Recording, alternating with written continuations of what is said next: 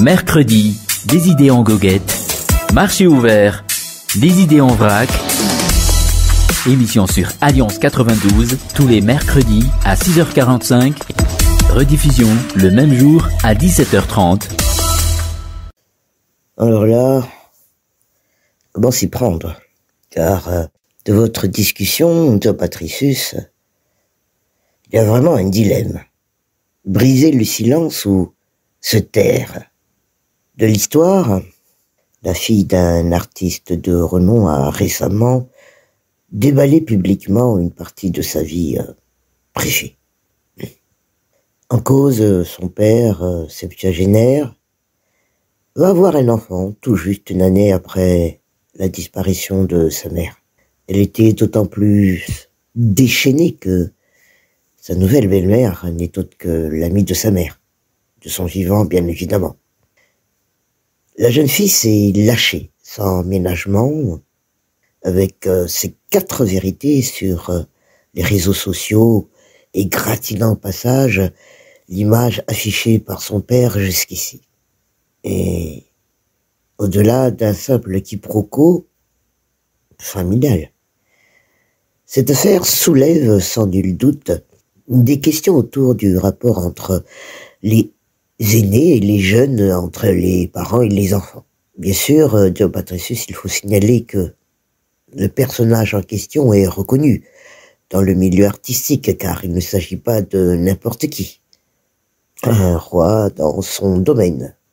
Les réactions se sont d'ailleurs déchaînées suite à la publication de sa fille.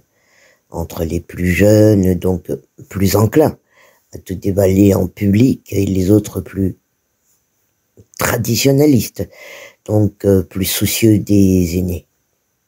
Et ces derniers estiment que dans de pareilles circonstances, suivant la sagesse malgache, on doit toujours respecter les plus âgés et qu'on ne lave pas ces linges sales en public, mais en réglant ces différends en groupe restreint.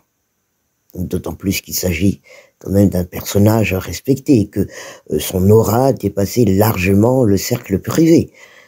En effet, Joe Patricius, c'est même l'image culturelle du pays qu'il exporte ailleurs. Alors, fallait-il le descendre de son piédestal ou faut-il simplement se taire? Ben oui, le choix est difficile en fonction de la sensibilité de chacun. Et pour les jeunes, il est difficile en tout cas de se taire. À l'instar des affaires de famille à l'occidental, eh bien, les jeunes générations sont plus promptes à délier leur langue. Mais, dans un autre registre, cette affaire soulève aussi le débat sur le fait que si les aspects moraux et éthiques de la vie d'un artiste peuvent être dissociés de son œuvre, ce n'est pas la première fois, en effet, qu'un artiste subit les assauts et critiques de ses fans pour des questions de, comme on dit, moralité, de prise de position politique ou dans d'autres affaires plus graves. Ceux d'autres cieux, eh bien, des grands noms ont connu pire, pour ne citer R. Kelly ou, tiens, récemment le footballeur Benjamin Mendy.